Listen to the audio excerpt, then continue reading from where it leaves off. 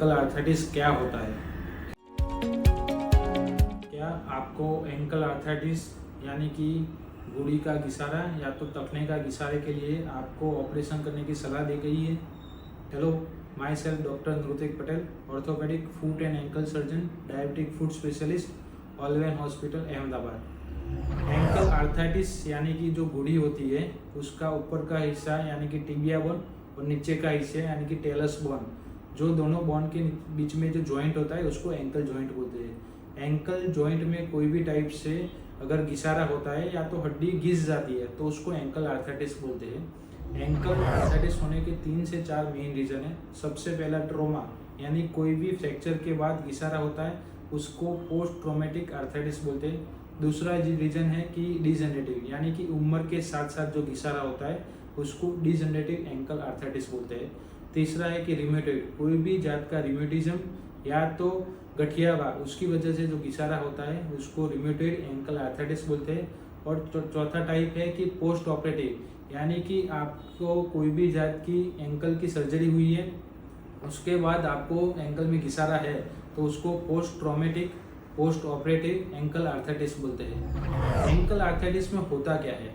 Ankle arthritis में सबसे पहला मेन जो सिम्टम्स है वो दर्द। आपको चलने टाइम दर्द होता है, या तो विदाउट चलने या तो रेस्टिंग टाइम, या तो आप सोते हुए तो भी आपको जो पेन होता है वो मेन रीजन है। दूसरा सिम्टम्स है कि डिफॉर्मिटी, आपका जो पैर है वो टेढ़ा हो रहा है, अंदर आ रहा है या तो बाहर आ रहा है। बहुत सारे पेशेंट में एंकल आर्थराइटिस के दौरान पैर का अंदर जाना या बाहर जाना बहुत कॉमन है। तो एंकल आर्थराइटिस में होता क्या है वो हमने समझ लिया। अब एंकल आर्थराइटिस में डायग्नोसिस या तो एंकल आर्थराइटिस को पहचानने के कैसे। एंकल आर्थराइटिस को पहचानने के बहुत कॉमन है एक्सरे, सीटी स्कैन और ज़रूरत पड़े तो एमआरआई में एंकल आर्थराइटिस डायग्नोस किया जाता है। अब हम आगे समझेंगे कि एंकल आर्थराइटिस में सॉल्यूशन क्या है। एंकल आर्थराइटिस में बहुत कॉमन सॉल्यूशन है।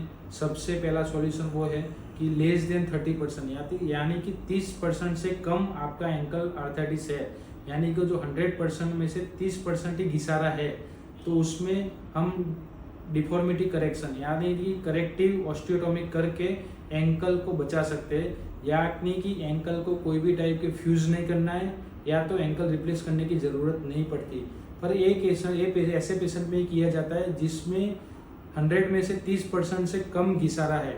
अगर 30% से ज़्यादा घिसारा है तो उसमें 2 टाइप की सर्जरी रहती है। पहले टाइप की सर्जरी रहती है total ankle replacement. Total ankle replacement यानी कि हम जैसे नी रिप्लेसमेंट करते हैं उसी टाइप से एंकल रिप्लेसमेंट, या टिबिया बोन और टेलस बोन में जो मेटालिक प्लेट रहती है और उसके बीच में प्लास्टिक का जो मटेरियल रहता है उससे हम टोटल एंकल रिप्लेसमेंट करते हैं।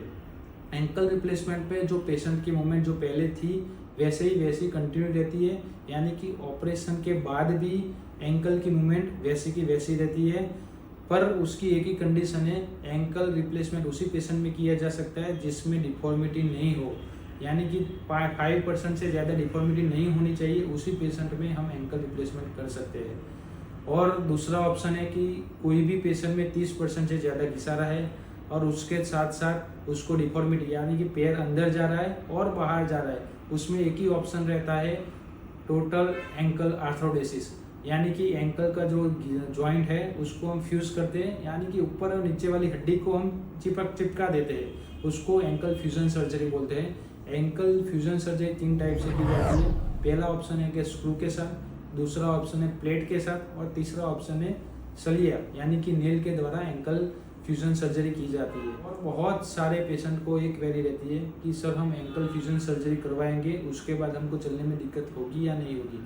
तो उसका एक ही जवाब है कि एंकल फ्यूजन सर्जरी के बाद पेशेंट की मूवमेंट करीबन 30 से 40% जितनी करीबन मूवमेंट कम होती है, पर उससे पेशेंट को इन फ्यूचर यानी कि भविष्य में चलने में कोई भी टाइप की दिक्कत नहीं होती और 2 से 3 महीने के बाद पेशेंट अपने आप अच्छे से चल सकता है।